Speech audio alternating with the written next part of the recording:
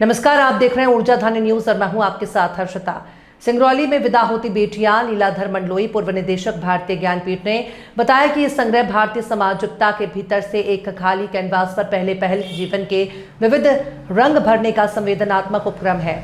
Narrative form में कुछ जीवन यात्राएं और कुछ प्रसंग और रिश्तों की नमी के चित्र हैं। माँ पिता, बेटियां, परिंदे, मछलियां, मजदूर, जगहें और स्त्रियों का यथार्थ समय संग्रह में धड़कता प्रतीत होता है। इस धड़कन के मूल में प्रेम है। ये प्रेम इंसानियत की स्मित है।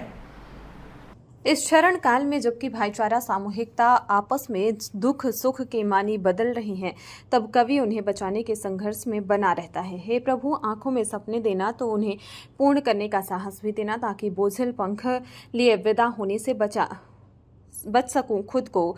डॉक्टर ओम प्रकाश ने भी कहा कि कविताओं के करुणा के सुर गूंजते सुनाई देते हैं। एक गहरे स्वीकार का नैतिक साहस भी अभिव्यक्त है। मसलन विदा होती हैं बेटियां, कभी कभी हमेशा के लिए भी विदा हो जाती हैं।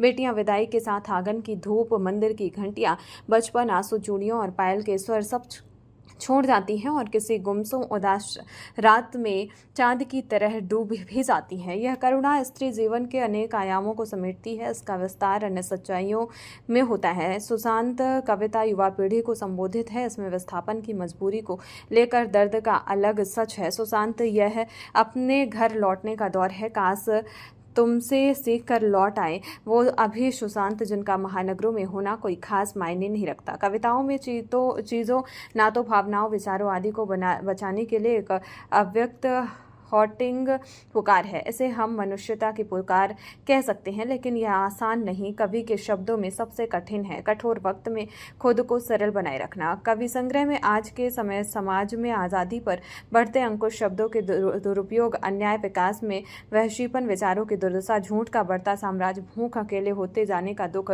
बिजली पर इशारे और हस्तक्षेप के प्रयास हैं। कवि खुली आंख के बदलते समय का गवाह है। डॉक्टर ओम प्रकाश का परिचय कटिहार, बिहार में 1 मार्च 1977 को जन्मे डॉक्टर ओम प्रकाश ने दिल्ली विश्वविद्यालय में हिंदी में स्नातक तथा जवाहरलाल नेहरू विश्वविद्यालय नई दिल्ली में MA, MPhil और PhD की उपाधि प्राप्त की है। वर्तमान में वे NTPC सिंगरौली शक्तिनगर के उप महाप्रबंधक के पद पर कार्यरत हैं। विदा होती बेटियां जो मेरा काव्य संग्रह है वो मूल रूप से बेटियों को समर्पित है। हर उस बेटी को जो 2 घरों को जोड़ती है, हर उस बेटी को जो मानवीय संवेदनाओं में हमेशा अपने माता पिता, भाई बहन, सगे संबंधियों को रखती है, उन बेटियों को जो जीवन पर्यंत प्रेम और स्नेह के साथ अपने रिश्ते को, घर को, परिवार को, समाज को जोड़ती है। तो मूल रूप से विदा होती बेटियां जो काव्य संग्रह है वो हमारी सभ्यता, संस्कृति, संवेदना का एक परिष्कृत रूप है, जिसमें आप विदा होती बेटियां एक प्रमुख कविता है। इसके साथ साथ इसमें पिता, माँ, अन्य संबंध, समाज और अन्य विषयों पर काफ़ी भावनात्मक कविताएं हैं, जिसको कि जो आज के समय समाज के लिए प्रासंगिक हैं। तो काफ़ी इसको पाठक वर्ग का प्रेम मिल रहा है।